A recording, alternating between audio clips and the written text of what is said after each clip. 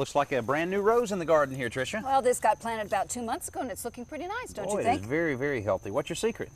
Well, I do have a secret, and it's a different kind of plant food than you would think. Oh, is that right? You just sprinkle something around here? Well, I've been doing some of that, but I've also been giving it some banana peels. Ooh, old banana peels. Nice and smelly. Oh.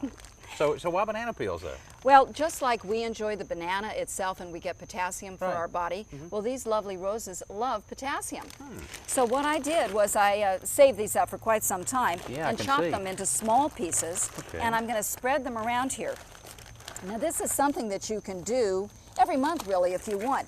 Of course, frequently I put my banana peels in the compost, but I also like to separate them out and give them to the rose, because aside from the potassium, they also get calcium and phosphate and magnesium.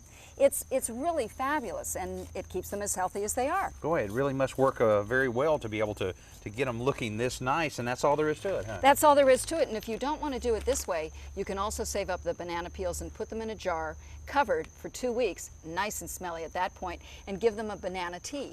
Okay, just pour it around there. Uh-huh. All right, well, great. Well, I'll remember this because I eat a lot of bananas, so from now on, I'm mailing the banana peels to you. Oh, terrific.